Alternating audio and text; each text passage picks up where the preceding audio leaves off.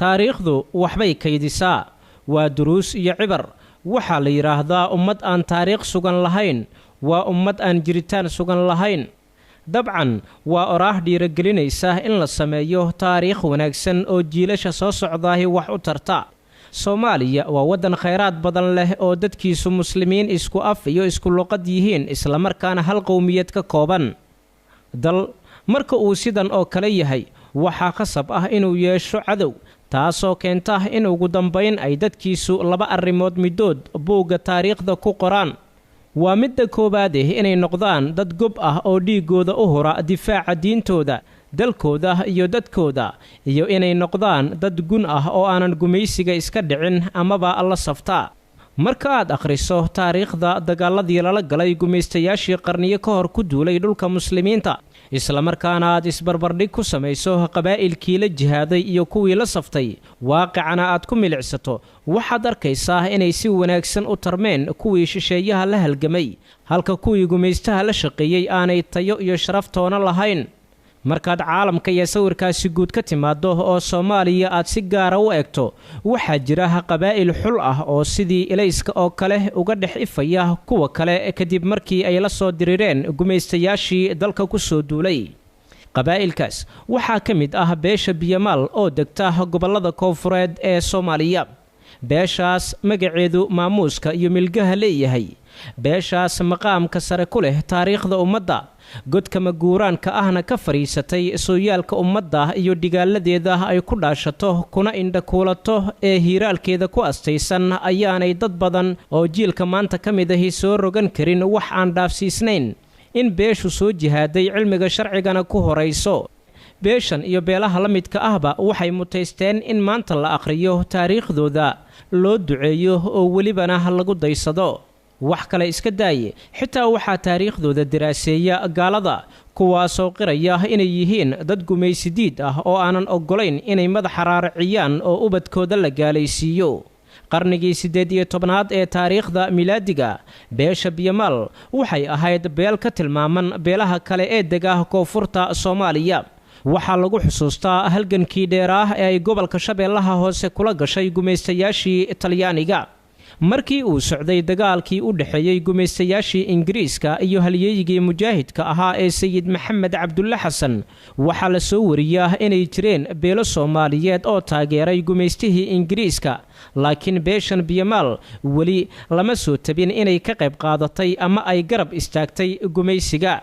muddo 14 sano ah gumaystaha Talyaaniga uma suuragelin inay cagta dhigaan dhulka ay beesha Biyamaal degto sabab la xiriira beesha oo lahayd culimo wanaagsan iyo ugaasyo iskala weynaa sandareerada shisheeyaha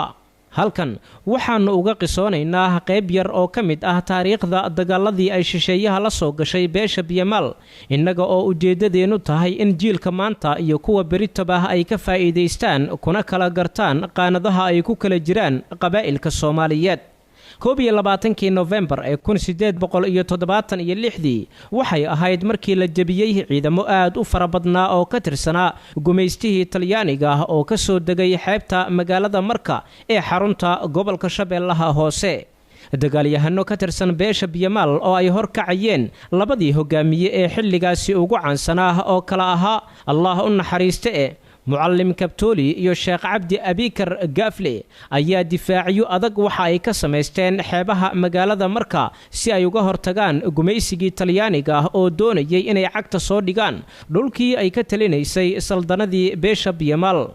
gumaysigii Talyaaniga oo adeegsanayay xeeladihii military ee xilligaasi ugu casrisanaa ayaa waxay magaalada ka soo weerareen laba jiho dhinaca xeebta oo maraakiibta dagaalka madaafiic ku soo garaacayay magaalada kadibna ciidamo boqolaal ah ku soo daadiyay xeebta iyo dhinaca bariga oo ay ka soo galeen dhanka magaalada Muqdisho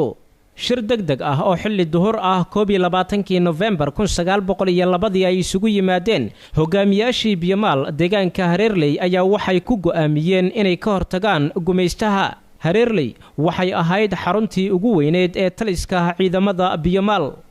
isla maalintaas waxaa ciidamo loo kala diray xeebaha magaalada Marka iyo deegaanka Lafoole si loo hor istaago ciidamadii gumaysiga waxaana halkani si buuxda uga bilowday dagaalkii muddada dheer socday ee shisheeyuhu u bixiyeen The Biyamaal Revolt mujaahidiintii beesha ayaa is-araggii koowaadba dharbaaxo culus la gadiyey gumaystayaasha sida uu sheegayo qoraaga taariikhyahanka ah ee awjaamac cumar ciise nimanka biyamaal la yidhaahdo ayaa waxay isku urursadeen dhulka ay degan yihiin waxayna goosteen inaan nin caddi xeebahaa soo joogsan 1902 ayaa talyaanigu wuxuu geeyey niman askara uu qortay meel magaalada marka dusheeda ah oo la yidhaahdo Fiinlow biyamaalku markay isuursadeen ayay meeshii dagaal ku qaadeen oo baabi'iyeen anshirib iyo kuugu daro baa hadlayo wuxuu yiri Fiinlow mino la soo fadhiistay fallaariya fiinini haay mid baa u jawaabay oo wuxuu yiri Fiinlow fadhigaygi waaye foodadow miyaan ka fiigaya marka askartii halkaa Fiinlow la keenay ayaa lagu leefay goor galaba dagaalku intaa kuma ekaan ee waxaa dhacay dagaalo kale oo taariikhi ah beesha biyamaal waxaa u kacay dad hormuud ah oo ka duulaya mabda' diineed kuwaasoo kaalin weyn ku lahaa dagaaladii talyaaniga lagu jabiyey 1904 markaa waxaa kacay laba nin oo yaab leh nin la oran jiray naxariis Allah siiye Sheekh Cabdi Abikar Gaafle iyo nin la oran jiray Macallin Kabtooli wax badan baan magaciisii doonay Macallin Kabtooli wax dhaafsiiyay waan waayay labadan nin ayaa ciidamada humayay waxay socotaba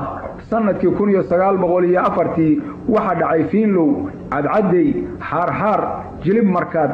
afarta dagaal ayaa dhacay afartaba biyamaalka ayaa ku guuleystay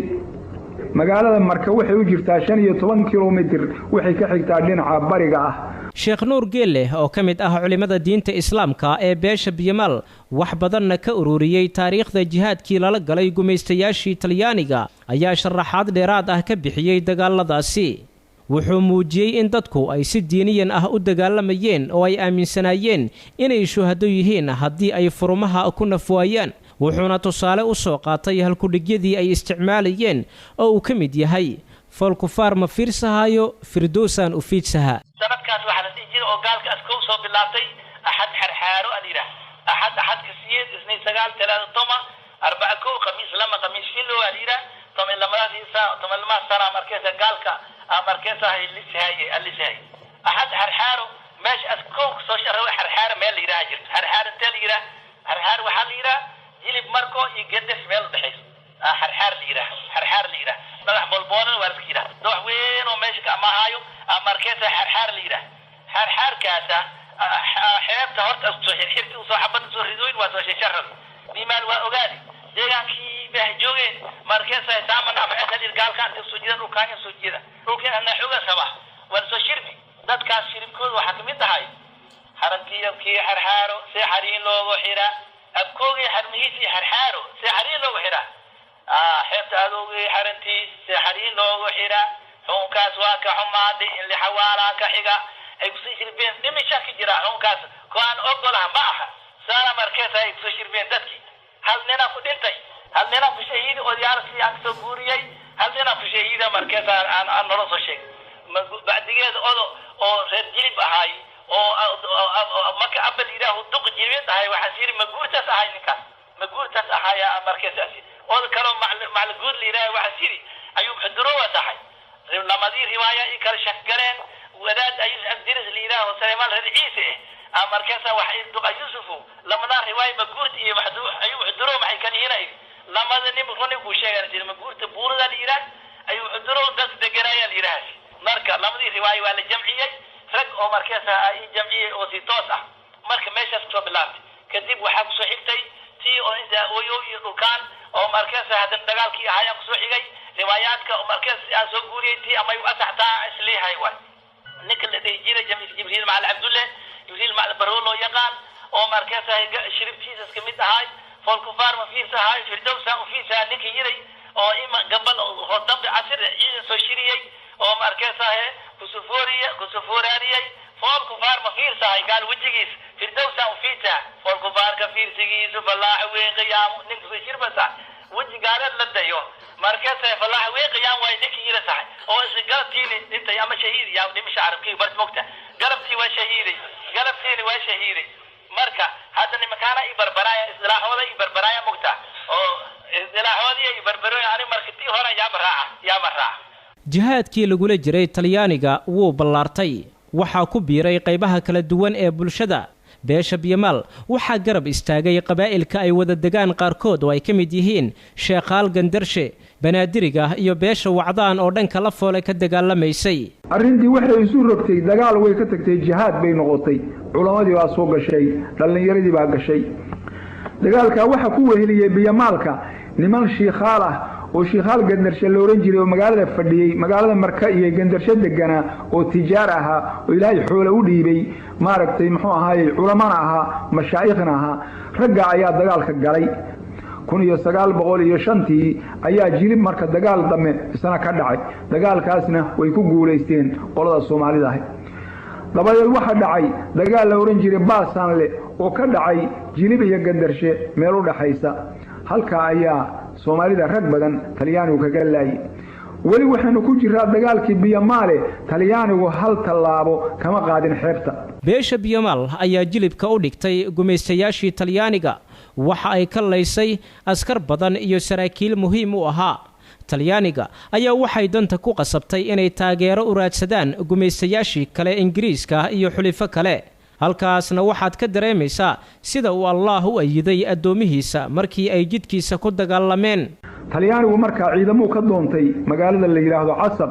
iyo oo marka uu haystay dhulka Eritreada Libyana waxba laga keenay kuwa Soomaaliyana waa la qoray Arab badanna waxa laga keenay Cadan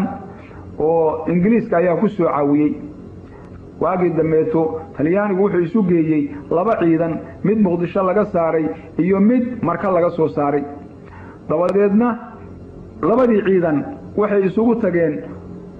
1906 ayay waxay isugu tageen meel magaalada Jilib Markaad u dhow oo xeebta ah magaaladaas Jilib Markaad oo Biyamaalka xarunta u ahaydna waxay ka qabteen waardi Biyamaalku markaa buuraha ayay u carareen oo xeebihii waa ka guureen Talyaanigu markii uu taa ogaaday inay buuraha galeen dagaalkii xoogaa yarahe dib u dhigay dagaalka waxaa kaalin weyn ku lahaa culimada diinta Islaamka culimadaasi waa ay ka duwanayeen kuwa maanta garab taagan shisheeyaha isla markaana mujaahidiinta dhaleeceynaya ma ahayn culimo dhiig u shubta dhaawacyada gumaystaha ma ahayn culimo ku dhaawacanta weerarada lagu qaado xeryaha shisheeyaha waxay ahaayeen culimo ka dhabeeyay diinka ay xambaarsanayeen sida aanu u rajeynayno culimadaasi waxaa ka mid ahaa Sheekh Cabdi Iikar Gaafe iyo kuwa kale haddaba waa maxay mawaaqiftii ay ku taagnaayeen culimadaasi waa kan Sheekh Nuur Gelle culimo diinka oo khatarta oo markaasay oo aad u soo mitiday waxa kamid ah nin Cabdi Iikar Gaafe liiraaho Cabdi Iikar Ismaageedo nin liiraaho meel laanta buur gadaasheeda ku taalo oo bakad liiraaha markaasay abuuradiis ee sheekha kitaabka tanbiihiga si darac u faafi jiray iyo irshaadka asi daran asu akhri jiray gaal wada soo dhaweey way si ka tadiliyay oo markaasay la bees oo markaasay bees duruq liiraaha rit loo rari wax ka tadiliyay gaal iyo aniga maya waa cadeesti sheekha ciidan fardooliya loo diray oo sidina waa qaxay marka waa haajiri hay islaahin waa weer mubarak anika sheekha ila firfir adeegas muddo ku soo maqnaayay waa soo naqday waa yimiday hadina gawaabiskiis meesha ka bilaabay iyo baad abaabulkiis meesha ka bilaab mar lamaad hadina ciidan fardooliya loo diri ma haday meel yiraaho jawhar agteed ah mudam loo daw tagay oo siga iyo nateeri oo eri iyo hawlo iyo haweenkii qoskiisii wal soo waday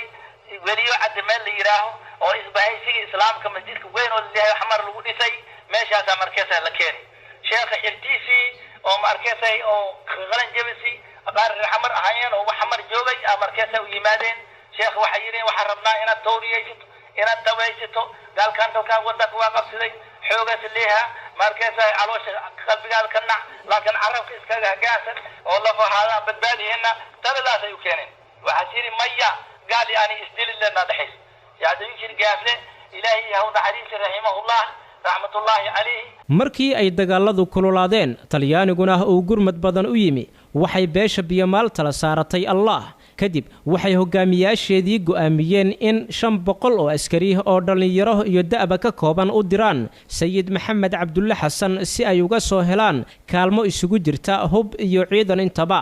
raggii ciidamadaasi dhanka sayidka loo diray hogaaminayay ayaa waxaa ka mid ahaa malaaq cabdi, sheekh jamaal macalin xasan, maxamed mursal iyo bilow ageede. waxaana la sheegaa in ciidankaasi uu sayidku soo siiyey 300 oo qori. waxaa sidoo kale la xusaa in daraawiishtii banaadir koonfurta gaar ahaan Biyomaal ay sayidka iyo daraawiishta u geen jireen hadiyado ay ka mid ahaayeen dharka aliindiga oo waayadii dambe loo yaqiinay banaadiri iyo alaabooyin kale. tani waa waxyaabaha aadka u dhibay gumaystaha, taasoo keentay in maanta gobol u kala jiraan waddanka si aanay muslimiintu isugu gurman oo dad kala duwan looga dhigo. gumacyadii, fallaarihii iyo warmihii ay beesha Biyomaalku ku ridaysay gumaystayaasha ayaa waxaa ka mid ahaa suugaanta. shicirka lama waay mar xaraam waa shicirka ma banaana marna xikmad inna min ash-shi'ri la xikma asliha rasuulka alayhi salaatu wasalaam ninka Xasaan ibn Saabit al-Araajiri saxaabiga ahay oo markaas arabkiisa raariciyay oo Nabi Maxamed wali ilaahay war adi arsaagu Quraysh mataqaanidi Abu Bakar horta weydi Quraysh aad markaas ay maqaaska ka bixiso aad hajbis rabto rag fiicina ku jiro aniga ka dhashay baada Abu Bakar ka dhashay niman badan halu kala sheeg niman ay heeso anagu derin Abu Bakar arsaagu Quraysh fiicu kala yaqaanay horta waxa yiri sug wariya sug Xasaan wixii dhiciyay wala liyaa oo Quraysh iyo baada kubaarta isku dhiciyay wala yaa rasuulka bartiisa ku shicras ku gabi maadaama shicirka asiyahay كوم أركاسها الدين إلهي لو غرغاراي كتاب إلهي لو غرغاراي رسولك لو غرغاراي أو قام قال مركاسها لو عاي هاي أمام أركاسها لو زمي هاي حديثي هاي ومواح وانا بس أجر فيها كوم أركاسها هيس كريتو وحدنا هو ناكتو بعد كده نكو شوكان سيسو ناكتو شوكان سايو لما قبيلو عرات كدعيسو يسكو هل أهاي يسكو درايو كان قبيل كافرين دراو الشعر قبيل كان واحد أو سبتيري ولا تيريها قام كاس مادة مسيحي حرام واي رسولك دي أبو تلمام عليه الصلاة والسلام جوف أحدكم من أسبوع سيم وقايح المال جود أحد كينو جود هي سيني مال بوحسنتو أو خير بان تشعرك بوحسن له مركي أو تاس هذا شعروني مركي قام كان حهم كأسيهاي واي هذيك كانت تشعرك وبنانها تاس وحم صولا وحم صوب قبل دقها أنو كتب كان مشان أبكو يالكاني أو يالكاني وأكتين وحي تاريخ خد مغشين أو مركزة أو بعد دكتين كم مغشين dad kaas aan una dhaleen waxa diibalkaanyaas baad ku shirbaa nima adoogis oo ka aadinka waa eergeliya wal eerah nima adoogis oo keen aadinka bas gela kan maxaa warta ma soo dhaxgelisi adoog mu akub wax bas ka sheega aruka hadda dadka sifaadkaas ku sifaysan tomelam sara gal bad isku ciri leeyahay oo bacdigeed gaal ay qortay muslimiin ay qoreen taariikh kaas leh laga sheegayo dadku abtirsaayeen annahu qaab kaanyan sida asihay maskuuf nabugta أبكو يالكاين داد وأق منهم داد أوديالكاين وأق منهم وأنا لشكي كوا أمي كواس بيهم بورت كواني ميل مكاسم ما يسوقنين مثل كوي هرو شكي واي صدا سلام رو وحال رمائنا أبكو يالكاين أو يالكاين يسكو أوكينو علماء الدين كهذا الجوك تعلم دي حلقة جوك جرت يسكو أكيد ودي حلقة هذا الجوك ودي حلقة وقتها جوك يسكو أكيد ninka dhalinyaradu hadii joog dhalinyarada xilliga joogtay dagaalkii dhex maray Biyomaal iyo Talyaaniga waxa uu socday muddo aad u dheer. saldanadii Biyomaal waxay ahayd mid ugu magac dheer dhulka koonfurta sida taariikhdu xusayso Febraayo 1909 dad gaaraya 2000 oo ka tirsan beesha Biyomaal ayaa ku shahiiday meel la oran jiray Turunley oo hadda loo yaqaano Dhanaane oo waqooyiga ka xigta magaalada Marko. ragga ka shahiiday beesha Biyomaal ayaa waxaa ka mid ahaa 10 wiil oo walaalo ahi. dhiigii dadkii shuhadada wuxuu abuuray nacayb guud oo ku aadan Talyaaniga iyo joogitaankiisa guud ahaanba dhulka Soomaaliya. waxayna ahayd markii ugu horeysay ee beesha Biyomaal hub iyo rasaas isticmaashay, taasoo Talyaaniga si aad uga fajicisay. marka laga hadlayo dagaalkii Dhanaane, beesha Biyomaal ayaa markii horeba u bareertay inay nafur badan samayso si aanu Talyaaniga dhulkooda u makansan. sidaasi waxaa laga dheehanaya halku dhigyadii lagu boorinayay bulshada. taasoo duq jawaaba waa miir beesha deel iyo munkar naqdi daraan ma taas ku dhicaysa waay inta deeshiyo dugmeeshi ma daraan dhicisaas mi daraan dhici waayo dhuwaday dalaaba waay wiilkii yar fiisis lihay mi daraan dhici waayo dhuwaday naagtiisa wada mugta daraan hadii dhici waayo naagtii way furtaasi dhuwada mina dalaaqdo dilla xooga yaa dalaay duq fiisis lihay yaa ilna naagtii furti cirku dalaay waay dilla xuudul allehen inta lagu dhaqa xurugday wixisliim dilla xuudul allehen inta lagu dhaqa dhulkiisa fiirsi gaal asoo diiday ilaali diintiisa isdifaaca ilaali marka ragaas hadii dadka ka dambeeytihiin maxasuudaadu tihi warkii kaas way mugda dagaalkii dhanaane kadib waxaa la sheegaa in xiriirkii Biyamaal iyo kii Sayid Maxamed Cabdulle Xasan uu aad u sii fiicnaaday waxa kale oo la sheegaa in ugu yaraan 10 ilaa 15 dagaalyahan ay ka tageen deegaanka Banaadir oo ay u hijroodeen xarumihii daraawiishta ee Sayid Maxamed Cabdulle Xasan si ay kaalmo hub ah uga soo helaan raggaas waxaa ka mid ahaa ninkii aabbaha u ahaa 10kii wiil ee ku shahiiday Turunley iyo Abuukar Asir Saacmawaayo oo ahaa wiilkii uu dhalay Sheekh Asir Maadow hogaamiyihii magaalada Mareerey ee galbeedka Afgooye beesha Biyamaal ayaa xilligaasi ummadda Soomaaliyeed u muujisay in la iska dhicin karayo gumaystaha si kasta oo loo tiro iyo hub yar yahay marba haddii mabda' diineed lagu dagaalamayo waana tan uu Allah quraankiisa ku leeyahay walow kathurat wa anna Allaha ma'al mu'miniin talyaaniga ma ilaawin ilaa iyo hadda khasaarihii iyo jabkii uu kala kulmay beesha Biyamaal sarkaal ka mid ahaa soo duulayaashoodii oo uu wiil Biyamaal ah ku dilay Toorey ayaa ka hor inta aanan la dilin warqad ka qoray kartida beesha iyo sida aanay dulliga iyo gumaysiga u ogolayn waa kan siyaasiga Saadaq Eenow oo arintaasi ka sheekeynaya nin la yiraahdo Lieutenant Maurizio Talamori nin dhalinyar takhtar xidigla sahamadii u horeeyay kamida markabkii ay saaraayeen Baraawe markuu yimid waa uu ka sheekeeyay wuxuu yiri waxaanu ku lugaynay ilaa iyo 10 kiiloomitir oo magaalada dibadeeda wuxuu la yaabay goofafka iyo beeraha iyo quruxda dhulka leeyahay iyo xoolaha wuxuu yiri dhulkan quruxda leh inaan gumaysano wax sahlan ma aha sababtoo ah nin kasta oo qaangaara oo iga hor yimaada Tooreyna waa u xirantahay waranna waa wada marka nin hubaysa ummad wada hubaysa si uu gumaysanaysa nin Toorey wata kaale aan ku gumaystay waa adagtahay jaa halkaas wuxuu ka gartay dagaalyahanana inay yihiin waa dad geesiyaal waa dad dagaalyahana waa dad isla weyn waa dad well organized waxa weeye hadii ninkan wax ka xoog weyn ay ku yimaadaan ilmaadeertii baa u helinaysa jaa waa unu hadii unuga wax ka xoog weyn ay ku yimaadaan jifidii baa helinaysa jaa waa horin hadii horintii wax ka xoog weyn ku yimaadaan qoyskii iyo reerkii baa helinaysa bal ninkaas uu cabirey waayo dhaqan cajiib ah ilaa heer Soomaalinimo la isugu helay muxuu raaciyay inaanu ka dhaadhicino our superiority aad bay u adagtahay bal kelimada ay buuga Ilaahay aan ku dhaarshay raadiya u sheegay ciyaalkiina intaas sareynta yada inaanu ka dhaadhicino waa adagtahay xidigle Maurizio Talamori markuu Baraawe ku lugeeyay 10 kiiloomitir barwaaqadii buu ka sheekeeyay wuxuu yiri qoraal uu ka tagay waxaan ku faraxsanahay buu yiri waxaan ku faraxsanahay walow ay shida tahay in aan ka mid noqdo horseedayaashii dhulkan barwaaqada oo ganacsigeeni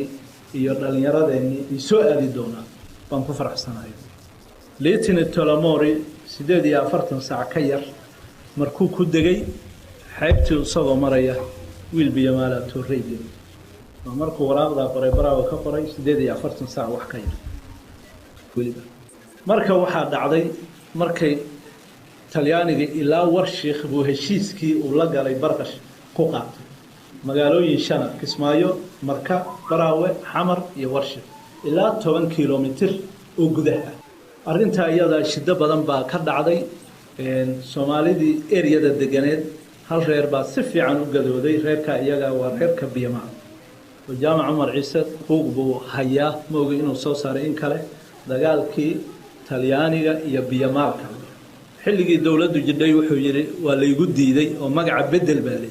وحنا يربو يري درير كان هذا يجود درير دجالكي سؤالي ده يتليانية لو ده كروني يجا درير يجا كوباباي يجا ريسيستنس أدك سمية رير ككليه وهليه حلقة صحيح هايين رير كوعدان دجالكاس سجاه markii Biyamaalkii la jabiyay meelaha dhaawaca Talyaaniga laga gaarsiiyay waxa kamid ah la foole niman mas'uuliina oo Talyaaniga oo wafdiya oo soo baxay oo Xamar yimid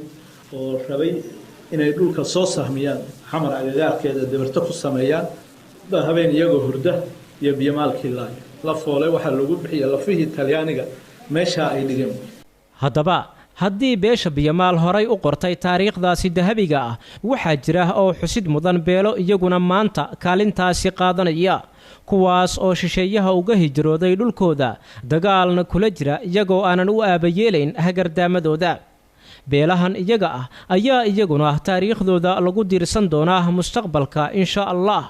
halka cid kasta oo u hiilisa gumaystaha ay geli doonto baal mugdi ahi dhulka iyo degaan biyamaal ee lagu jebiyey talyaaniga waxa uu maanta ka duwan yahay meelaha qaar dadku ma dhex galaan shisheeyaha maadaama ay yaqaanaan waxa uu yahay waana midda keentay in xasuuq iyo dil ay kula dhaqaaqaan sida ka dhacday magaalada Marko bulshadaas ayaa waxay mar kale taariikhda ku qorayaan in loo dilayo diintooda darteed taasoo ah wadadii ay soo mareen waalidiintooda dhiig kasta oo alla dartii u daata iyo culays kasta oo alla dartii u yimaada waxaa xiga guul iyo sharaf sida uu Allah muslimiinta u ballan qaaday laakiin dadka qaar waxay yiraahdaan shalay ayaan geel lahaa waxa ka wanaagsan maanta ayaan digaag leeyahay taasoo ujeedadeedu tahay in qabiil walbaahi uu isweydiiyo halka uu kaga jiro halganka taariikhiga ah ee maanta ka socda waddanka Soomaaliya haddii hal qabiil oo Soomaali ah uu dalka ka difaacay gumaystigii Talyaaniga oo hub casri ah iyo maraakiib watay ma waxa ummadda Soomaaliyeed waqti ku qaadan karaya xabashida Itoobiya iyo kuwa la midka ah si kastaba ha ahaatee ee waxa hubaal ah in shisheeyuhu jabi doono Soomaaliduna ay sheekaysan doonto sidaa darteed waa maxay waxa maanta la gudboon qabaa'ilka Soomaaliyeed arrintaas waxaa sanad ka hor ka hadlay afayeenka xarakada mujaahidiinta al-shabaab Sheekh Cali Maxamuud Raage Sheekh Cali Dheere qodobka labaad insha Allah taala oo si khaas marka aan rabno dadka muslimiinta inaan xusuusino muslimiinta waliba khaasatan geeska Afrika ku nool waxaan rabnaa inaan xusuusino cadaawada khaaska ah iyo colka goonida ee ka dhaxeeya muslimiinta geeska Afrika iyo nasarada xabashida waxa weeye iyadoo geeska Afrika joogta colaada ka dhaxaysa colaada runtii oo ay garanayaan ummadda Soomaaliyeed ay yaqaanaan oo muddo dheer soo jirtay aad u badan soo jirtay laakiin insha Allah taala inta ay Soomaali ama ummadeenu ay dareensan tahay waxa weeye in dagaal adag uu naga dhaxayn jiray weligeed dagaalkaasina marka uusan dhamaanin oo weli ilaa hadda hamigoodiina uu jiro dagaalkii marka uu taagan yahay waxaad ogtihiin xabashida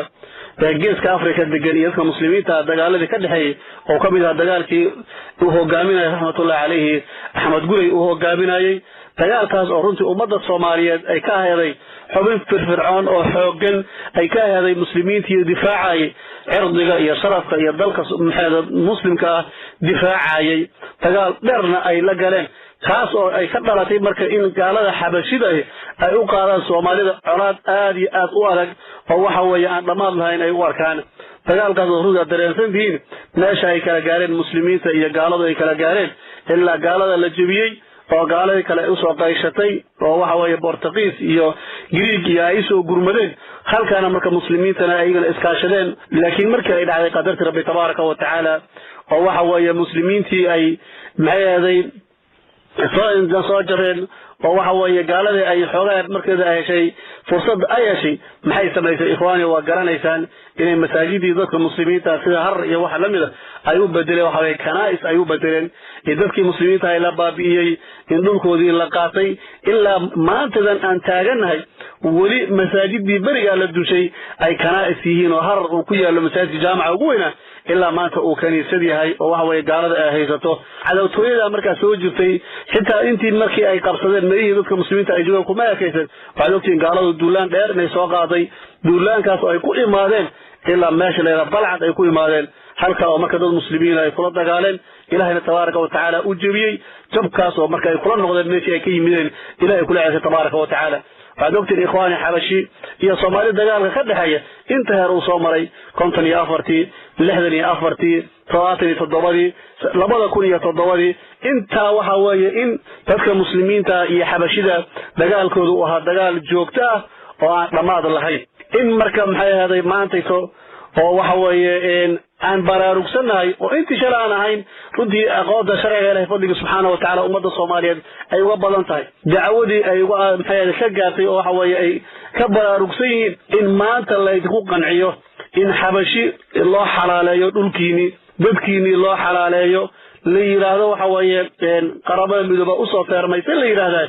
waxa weeye ikhwaani waxba ka bedeli mayso colaadii iyo cadawtooyadii u dhaxaysay muslimiinta iyo gaalada geeska Afrika deganeeday gaar ahaan Xabashi iyo Soomaali dagaalka u dhaxeeyay wax ay ka bedelaysa haba yaraatee ma jirto marka ummadda muslimiinta ama qabaa'ilka Soomaaliyeed in aan xusuusino oo dib aan u xasuusino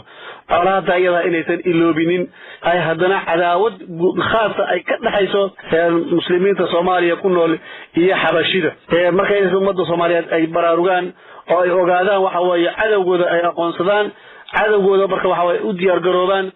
dal iyo dibad midkii inta meel kasta ay joogaan ummadda Soomaaliyeed marka cadawtooyadii ayaa maanta inta waxay heshay garab ayay heshay garabka oo marka waxa weeye ay gaalo dhan ay u garab siinayso sidii Sharci Axmed Guri markuu dagaalamay Xabashi ay u garab siiyeen ayay maantana haddana Xabashi mar kaleeto u garab siinayaan iyagoo 2007 markii Xabashidu dhiig baxday lagu soo xoojiyay oo gurmadii looga soo dhigay waxa weeye Afrikaanta kale looga soo dhigay maanta markii maxay Afrikaanti kale marka xooga ay daashay tabcaan noqotona haddana waa tahay ilaa awal ba hadafka Itoobiya meesha loo qabtay yaade waa tahay haddana Itoobiya la soo celiyay oo marka meesha lagu soo celiyay marka ummadda Soomaaliyeed muslimiinta meel kasto ay joogaan dalka iyo dibadda guud ahaan inay baraarugaan oo ku baraarugaan cadawga aan soo jireenka ee lahaan jirnay maantana raba wadankii in la siiyo waxa weeye lana ku garanayno in waxa weeye ay ummadda meesha qabsadaan inay ibaadeeyaan waxaad ogtihiin wixii xamar ay ka sameeyeen muddadii 2007 intii yarta ay joogeen oo mujaahidiintu ay dagaal kula jireen masaajidda dadka ugu laayeen kutubtii quraanka say ula dhaqmeen culimada say u galeen waxa soo dhan garanaysaan marka insha Allah taala ana cadawtooyadiini ee aadan hilmaaminina xolka idin kala dhaxeeyay waxa rabaa si khaas ah marka qabaa'ilka Soomaaliyeed runtii degan ama maxay ahayd maanta ay gaalada cadawgu ay u qabsaday deegaankoodii iyo dhulkoodii uu qabsaday waxa ikhwaani maanta walaalaha tihiin waa jecelnahay wallahi waxaan la jecelnahay wixii nafteena la jecelnahay ayaa idin la jecelnahay waxaan jecelnahay inaan duloobinin oo waxa weeye awlaadeena iyo ehelkeena aysan duloobinin nafteena aysan duloobinin waxa weeye ilaahay tabaaraka wa taala in raadi gelino ayaa jecelnahay rabbina subhanahu wa taala aan weydiisanayna inuu naga raadi noqdo idinkana waxaan jecelnahay sidaas oo kale idin la jecelnahay maadaama sidaas la jecelnahay waxa weeye ikhwaani inaad maxay aad ka kacdaano cadawga isaga ee dhulkiina qabsaday inaad marka u kacdaan oo mujaahidiinta aad garab istaagtaan maanta mujaahidiinta waa u go'aansan tahay cadawga isaga biin ilaahay tabaaraka wa taala in ay dalkan ay ka xoreeyaan diinta ilaahay tabaaraka wa taala ay sara mariyaan kitaabka ilaahayna uu dalkan uu xukumayo insha Allah taala go'aan ay ku qabaan waxa weeye qaraar aysan ka noqonayn weeye waxa weeye ilaahay subhanahu wa taala waxay ku caabudayaan weeye cidna uga gamban maayaan marka maadaama mujaahidiinta ay taagan yihiin oo ay gaalada la dagaalamayaan idinkana waxa la idinka rabaa inaad istaagtaan oo waxa weeye dhalinyaro odayaal dumar naf iyo maal inaad cadawga aad u istaagtaan khaasatan meelaha uu degay hadeer inaan la suginin intuu uu kuma dhigto in waxa weeye uu si deganaado inaan la sugin ikhwaani waxaan idin xasuusinaynaa maxaa haysta dadka muslimiinta ee Xabashida hore u qabsatay Soomaali galbeed dhulka la yiraahdo maxaa haysta ikhwaani waad aragteen dulliga iyo rafaadka iyo waxa weeye ay ku jiraan diin la'aanta haysta waxa weeye maxay dhaqaale la'aanta haysta waxbarasho la'aanta haysta caafimaad la'aanta haysta yani waxa haya Soomaali galbeed iyo dhulka ay qabsatay Itoobiya ama Xabashi hore ay u qabsatay waxa haysta waad garanaysaan tusaaleedu kugu filan tahay idinkana wallahi inaysan kaga roonaanaynin inaysan kaga fiicnaanaynin maxay isku isdiraatihiin walaalaatihiin isku diinaatihiin dadka iyaga sida ay kula dhaqanto si ka daran ayay la dhaqmi doontaa marka intaysan caga dhiganin oo waxa weeye maanta ay tabar daran tahay inaad marka u istaagtaan oo cadawga taga sakixitaan waxaan xasuusinayna ikhwaani taariikhdu way socotaa waxbay qoraysaa waxa weeye waa la sheekaysanayaa biidni illaahi tacaala cadawgan waajibi doonaa ilaaha noo ballan qaaday sayuhzamu aljamcu wayuwalluuna adubur cadawgay soo baysa wuu jabi doonaa biidni illaahi tabaaraka wa tacaala duudkana waa jeedin doonaan waana la sheekaysanayaa waxa weeye meel ugu sheegsnaadida waa isugu imaan doonaa marka awlaadiina iyo waxa weeye reerihiina taariikh madow